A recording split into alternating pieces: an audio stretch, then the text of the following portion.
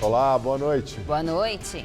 Fiéis lotam o Santuário de Aparecida nos 300 anos da primeira aparição da imagem católica. Presidente Temer não comparece e Papa Francisco grava vídeo em que diz ter saudades do Brasil.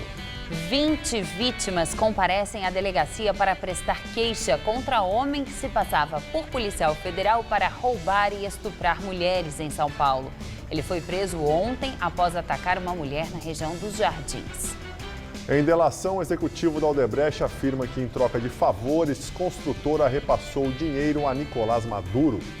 A companhia brasileira teria financiado a campanha eleitoral do presidente da Venezuela com 35 milhões de dólares. Chega a 29 o número de mortes em incêndio florestal na Califórnia e já é a pior tragédia do tipo na região em 84 anos. Você acompanha essas e outras notícias após o intervalo. Até já.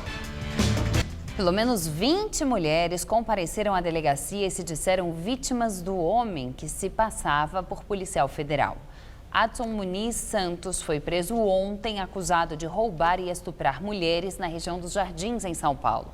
A suspeita da polícia é que os crimes eram cometidos há anos. A mulher que prefere não mostrar o rosto é mais uma vítima do criminoso. Ela procurou a polícia para relatar que em maio foi abordada pelo suspeito. Ele me apresentou um crachá de uma emissora de televisão, falando que era um produtor muito famoso e que eu tinha todos os requisitos para ele me fazer famosa. O mesmo discurso foi usado para persuadir outras vítimas. Segundo a polícia, em alguns casos, Adson Muniz Santos, de 35 anos, chegou a abusar sexualmente das mulheres. Ele também utilizava um distintivo falso da Justiça Federal e foi com este disfarce que ele intimidou esta outra mulher. Ela não chegou a ser abusada e também não quer mostrar o rosto. Veio um rapaz bem vestido, muito bem vestido, com um distintivo da polícia vermelho, me abordou, pediu para encostar o carro e ele começou a ser muito agressivo, dizendo que eu tinha parado com uma roda em cima da faixa, dizendo que ele ia me levar para a delegacia. Aí ele me pediu meus documentos e como eu tinha uma carteira de motorista vencida e uma que eu tinha acabado de renovar, eu dei a vencida. E dei o documento do carro. E ele não falou nada do fato da carteira de motorista vencida. E aí eu tive certeza de que ele não era policial coisa nenhuma. Os depoimentos de hoje foram tomados, mas não foram registrados. É porque a delegada que comanda a investigação não está em São Paulo. Na segunda-feira, depois do feriado, quando ela retornar, as vítimas também devem comparecer aqui à delegacia e contar de novo o que aconteceu com cada uma delas. E o mais importante, fazer o reconhecimento do suspeito aqui na delegacia. Adson foi preso temporariamente ontem. Com ele foram encontrados o distintivo falso, além de uma arma de brinquedo e uma carteira de vereador da cidade de Jussiape, na Bahia, que fica a 550 quilômetros de Salvador. Adson já disputou várias eleições para os cargos de deputado estadual e federal e foi filiado ao PDT e PRB, partido pelo qual se elegeu vereador. No entanto, o PRB da Bahia afirmou que ele foi destituído do partido. A primeira vítima foi localizada na sexta-feira da semana passada, uma mulher de 48 anos que saía de um supermercado. Depois de mostrar o distintivo falso da polícia, o suspeito rendeu a vítima que, além de sacar R$1.000 de um caixa eletrônico, foi abusada sexualmente. A polícia já sabe que Adson agia há pelo menos 5 anos. Várias vítimas são de outros estados e foram abordadas em aeroportos de São Paulo. Eu virei com certeza fazer o reconhecimento dele. Eu espero que outras pessoas que também passaram por isso, assim como eu, que não sofreram violência sexual, mas que venham aqui. A gente sempre espera que o mínimo é que ele pague pelo que ele fez. Durante as comemorações do Dia da Padroeira do Brasil para os católicos, o bispo de Aparecida, Dom Orlando Brandes, pediu que os brasileiros votem com consciência nas próximas eleições. De acordo com o balanço parcial do santuário, 155 mil fiéis passaram hoje pela Basílica. A cidade de Aparecida ficou lotada. Fiéis e romeiros vieram de todas as partes do Brasil para agradecer e também fazer pedidos a Nossa Senhora. Às 9h30 da manhã foi celebrada a missa solene em comemoração aos 300 anos do encontro da imagem da Santa. A missa foi presidida pelo cardeal italiano Giovanni Battista, representante do Papa Francisco nas festividades. Os eventos para a celebração de hoje começaram a ser preparados há 5 anos.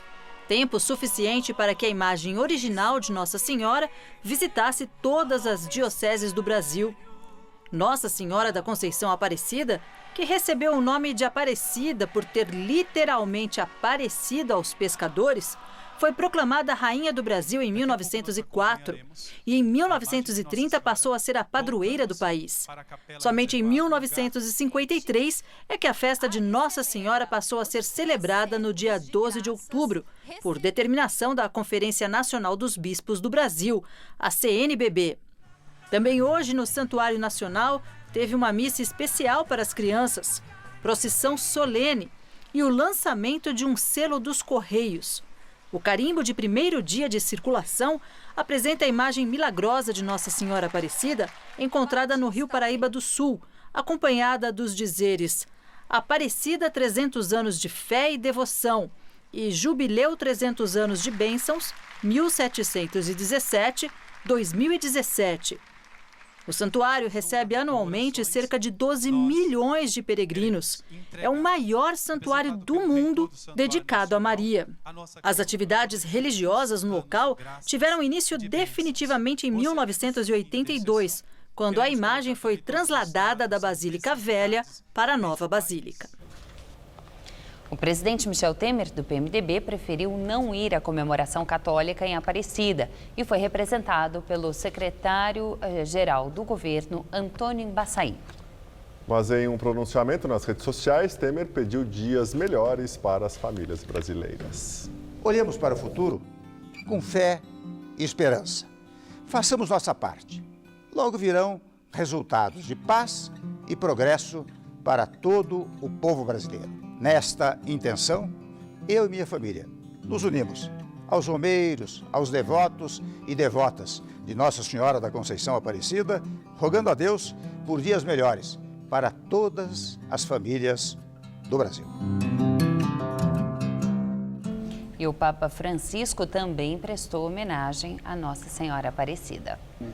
O vídeo, gravado especialmente para a ocasião, tem duração de 7 minutos e foi exibido de surpresa em um telão no pátio da Basílica de Aparecida. Falando em português, o Papa Francisco lembrou da primeira vez que esteve em Aparecida e disse lamentar não estar fisicamente presente. Com saudades do Brasil. Com saudades do Brasil.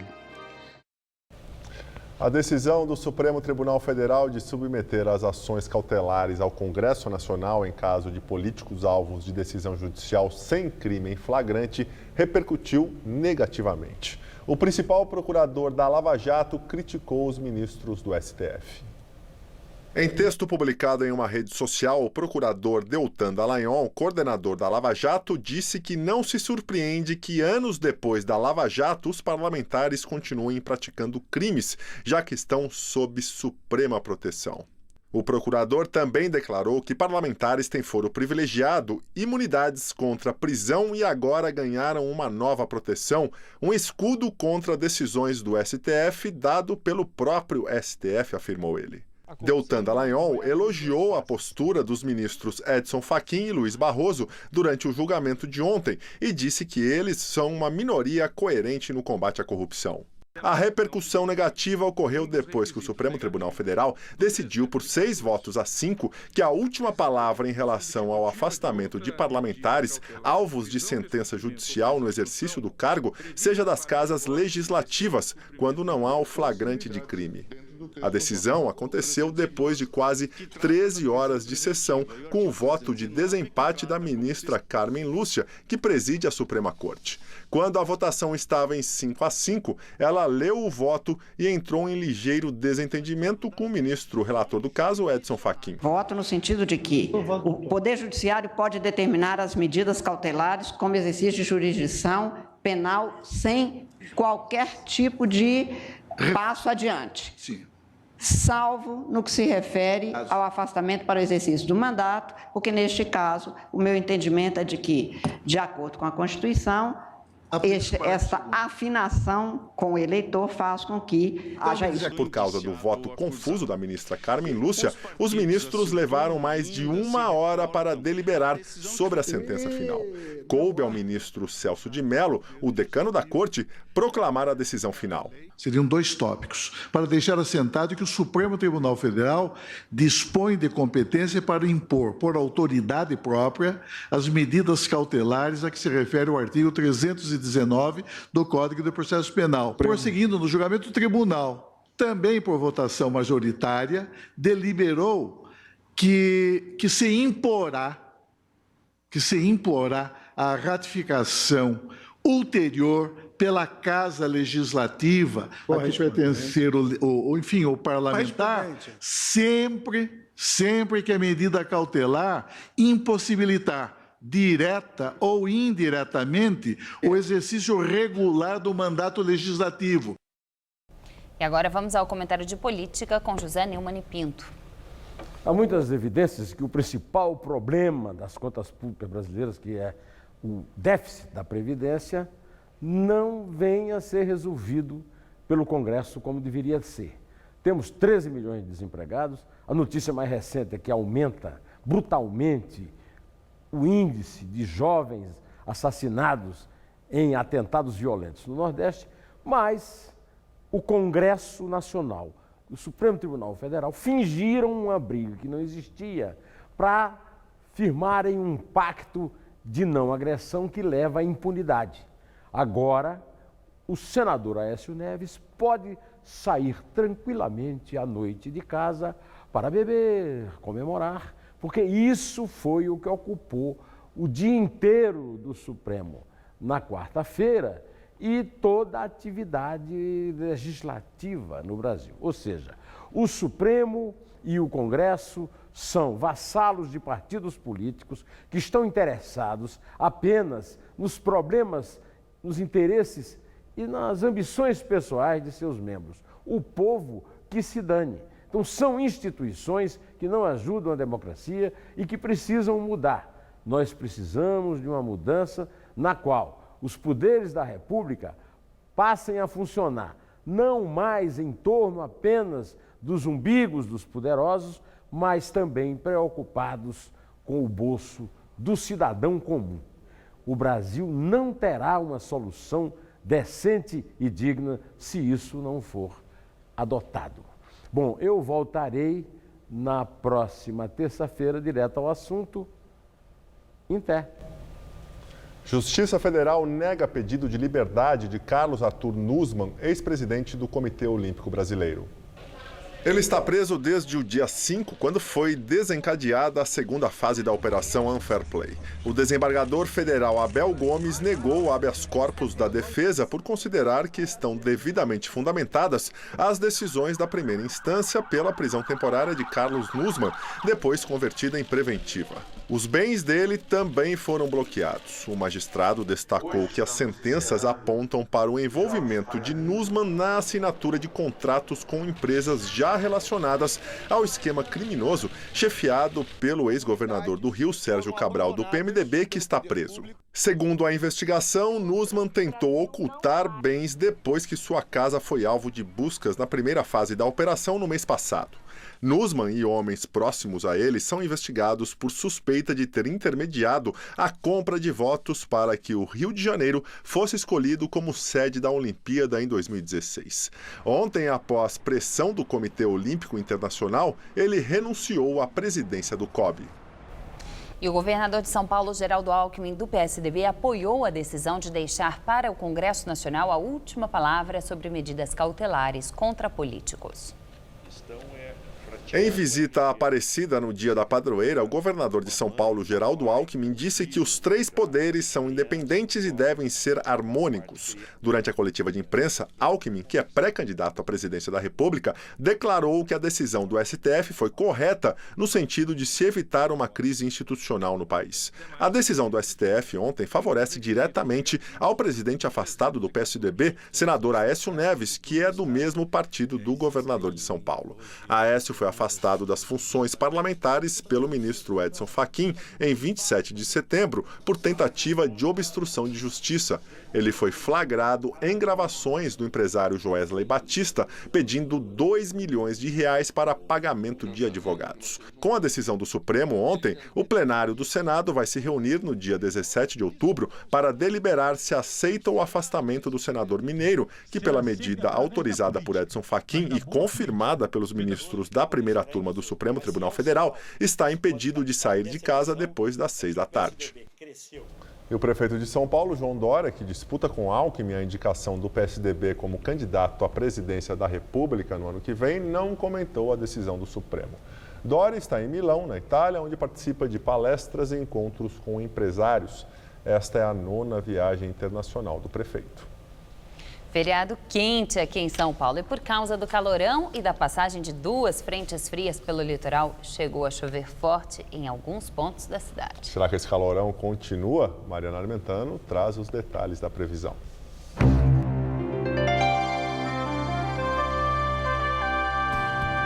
O predomínio ainda é de sol e muito calor em todas as regiões paulistas. Mais à tarde, as nuvens vão ficando mais carregadas e chove de forma pontual, mas até com forte intensidade, inclusive aqui na capital. Vamos ver como ficam os próximos dias? Olha só, nessa madrugada teremos mínima de 20 e máxima amanhã à tarde na casa dos 35 graus. Aí no sábado o calor diminui um pouquinho, a máxima prevista de 29 e no domingo, fim do feriadão, os ventos mudam de direção e a máxima cai para 21 graus aqui em São Paulo. Um refresco depois de tantos dias quentes por aqui. Agora as notícias internacionais. 29 pessoas já morreram na pior tragédia florestal da Califórnia dos últimos 84 anos. O número de mortes já se igualou ao recorde de 1933. Mas as consequências podem ser ainda mais graves, já que há centenas de desaparecidos. Não há previsão de chuvas e os bombeiros lutam para conter a propagação do fogo que se espalhou por 8 condados. E o Serviço Nacional do Clima dos Estados Unidos alertou hoje que as condições climáticas críticas para incêndios devem continuar. Após 5 anos refém de terroristas afegãos, uma família americana foi resgatada nessa madrugada em uma operação do exército do Paquistão. A americana Kaylan Coleman, de 31 anos, e o marido dela, o canadense Joshua Bowl, de 33, foram sequestrados pela rede terrorista Haqqani durante uma viagem a uma região montanhosa próxima a Cabul, capital do Afeganistão, em 2012. Kaylan, que estava grávida quando foi capturada, teve 3 filhos durante o cativeiro. A operação de resgate da família aconteceu quando as agências de inteligência americanas tomaram conhecimento de que eles seriam transportados para uma região próxima à fronteira com o Afeganistão. A informação foi repassada às Forças Armadas paquistanesas, que realizaram o resgate. O presidente americano Donald Trump elogiou a ação militar paquistanesa e disse que esse tipo de operação alimenta e restaura a cooperação entre os 2 países. A rede Haqqani é considerada um grupo terrorista pelos Estados Unidos, mas diferente de grupos como o Estado Islâmico, não costuma executar os reféns ocidentais, prefere pedir resgates em dinheiro. A família será repatriada nos próximos dias. O governo dos Estados Unidos anunciou que vai deixar a Unesco, a Agência de Educação e Cultura da Organização das Nações Unidas.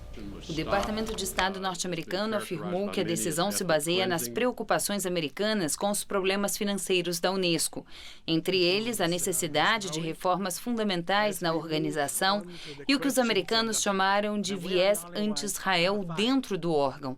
Horas depois do anúncio dos Estados Unidos, o primeiro-ministro de Israel, Benjamin Netanyahu, declarou que seu país também deixaria a agência e chamou a saída americana de corajosa e moral.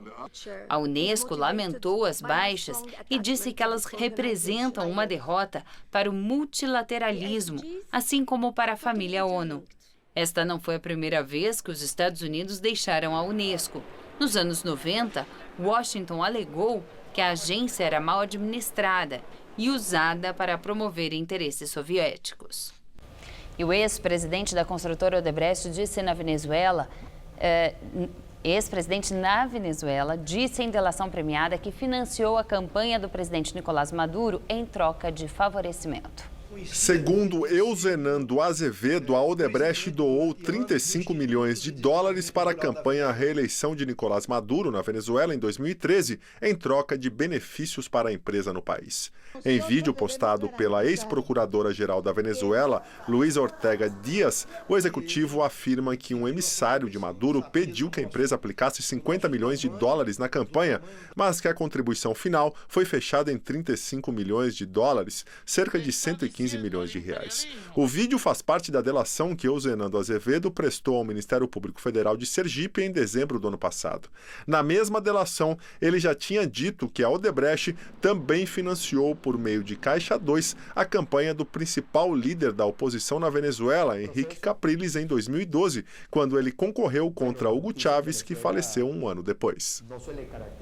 O ministro da Fazenda, Henrique Meirelles, disse hoje que pretende aprovar a reforma da Previdência ainda este ano. Segundo ele, essa é uma questão de bom senso e será muito ruim se a reforma ficar para o próximo governo. O ministro afirmou ainda que o PIB do Brasil pode subir 4% ao ano em 3 ou 4 anos, se reformas macroeconômicas como a da Previdência e a tributária forem aprovadas. Meirelles está em Washington, nos Estados Unidos, onde participa de um encontro do Instituto de Finanças. Nós ficamos por aqui. A edição de hoje pode ser vista no site do Jornal da Gazeta. Uma boa noite para você, boa sexta-feira. Tchau, Gabriel. Tchau, Ju, até amanhã. Muito obrigado pela companhia. Tenha uma excelente noite. Fique agora com o Rony Von no Todo Seu. Até amanhã. O cantor Giliardi solta a voz na festa sertaneja desta sexta, 10h30 da noite. Assista agora, Todo Seu.